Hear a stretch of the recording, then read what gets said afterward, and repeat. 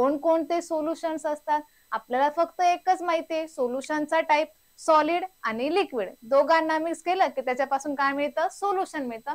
हेच फक्त आपल्याला माहिती आहे. पण आता सोल्युशन म्हणजे नेमकं काय असणार?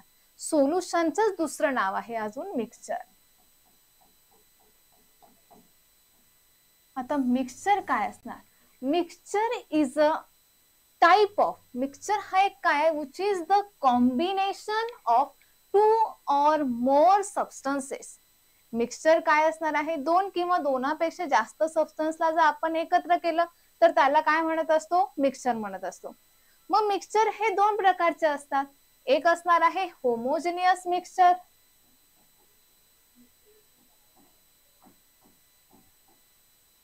होमोजेनियस मिक्सचर, आणि दुसरं असणार आहे हेटेरोजिनियस.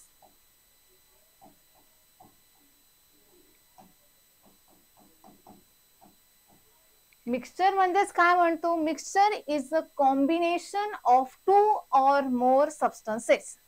2 प्रकारचे मिक्सचर असणार आहे. एक असणार आहे तो म्हणजे होमोजेनियस मिक्सचर आणि दुसरा असणार आहे हेट्रोजिनियस.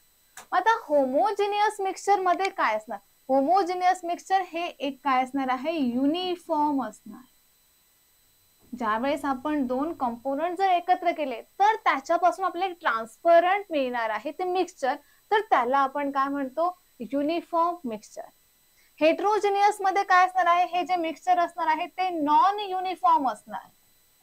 हेट्रोजिनियसचं जे मिक्सचर असणार आहे ते non uniform.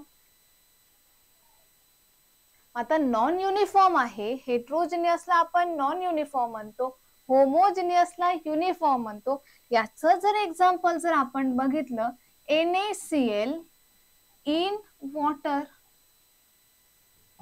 NaCl in water, जर सोडियम क्लोराइड जर वॉटर मध्ये टाकला तर ते काय होतं? कम्प्लिटली डिझॉल्व्ह होतो. हा सोडियम क्लोराइड हा वॉटर मध्ये कम्प्लिटली डिझॉल्व्ह होतो. मग हे काय झालं? Transparent solution. म्हणजे आपण याला काय म्हणतो? Uniform solution. म्हणजेच तो टाइप कोणाचा झाला? मग होमोजिनियस मिक्सचरचा झाला. हेट्रोजिनियस मध्ये एक्झाम्पल याचं काय येईल? सँड. हे पण आपण मिक्सचर म्हणजे आपण काय म्हणतो? जर 2 कंपोनंट जर एकत्र केले तर त्याला आपण काय म्हणतो? मिक्सचर म्हणतो. सँड इन वॉटर जर आपण घेतलं एक्झाम्पल याचं, हे कम्प्लिटली डिझॉल्व्ह होतं का? नाही. पण हे काय आहे? मिक्सचर आहे. हे युनिफॉर्म आहे का? ट्रान्सपरंट आहे का? नाही. याच्यात आपल्याला टर्बिडिटी दिसणार आहे, गढूळपणा दिसणार आहे. मग आपण एक्झाम्पल काय याच्यामध्ये? Sand in water.